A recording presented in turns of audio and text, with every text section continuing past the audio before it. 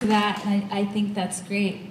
I think that it's almost a complete reframing of what we're trying to do that I would suggest. Because one thing is to say, okay, this movement's building, we got momentum, but we don't have enough black and brown faces, so how are we gonna, how are we gonna talk to them and make the connection to build this movement in that way is one way of looking at it. But a very different, or an additional way of looking at it is for any movement to be successful. Because the movement can't just be about a particular win, right? If we're talking about building movements for social justice, it's because it's a long, it's like the protracted, struggle that's beyond even our own lifetimes that we're building for, right? We're building a more just and equitable and loving world for everybody. So if we want to build movements that are kind of moving us in those directions, then I feel like each time we have a particular issue-based movement, we have the opportunity to align it in that way. And what that means for me is when you're trying to figure out strategy, you think about how are those most vulnerable amongst us impacted, right? And we put that in the center. So the movement is based around those who are most vulnerable, whoever that might be, in whatever struggle that might be. But when you can build a movement around that, and those who are most vulnerable can gain from that movement, all the rest of us will gain for sure. There's no doubt about it. You know what I mean? So it's reframing how you do it. So what's at the core and at the center around reproductive justice for those who are most vulnerable, right? So what are the issues that are at the core for people?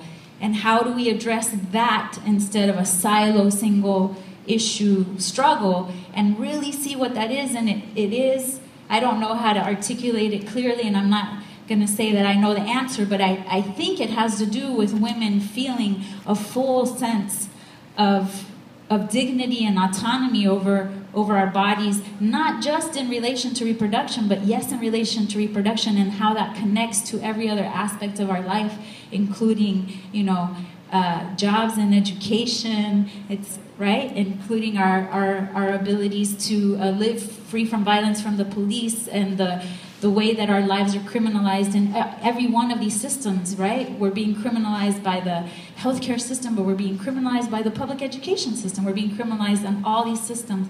So if there's a way that we can align this momentum, is what I'm saying, why y'all have built some momentum, and I have only respect and, for all of you for the work that you put in. It's not to belittle that at all. But as you're building momentum and looking forward, how do you build the movement, and how do you put those who are most vulnerable in the center, and what does that look like on a practical day-to-day level? And it isn't about asking, black and brown moms to be holding the banner for the photo op, which did happen this time, which is something that happened to me like in 1992. Why is that happening now in 2013? It's quite offensive, when that happens.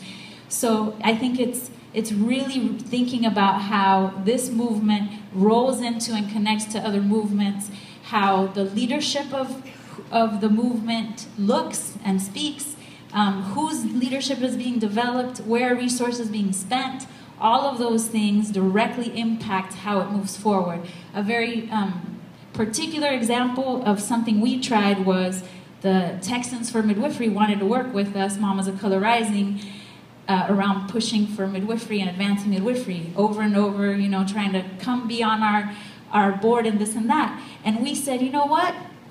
We don't have time for that because we're working on this, and this. But hey, y'all, Texans for Midwifery, if you are willing to make your campaign for this year to be Medicaid, midwifery through Medicaid, if all of y'all can just focus on that and do your lobby day around that and get involved in that, then hey, we'll partner with you. And you know what? They said yes. And we did it together. They had to convince their constituents that maybe wouldn't want that to be their priority to go do lobby days around that.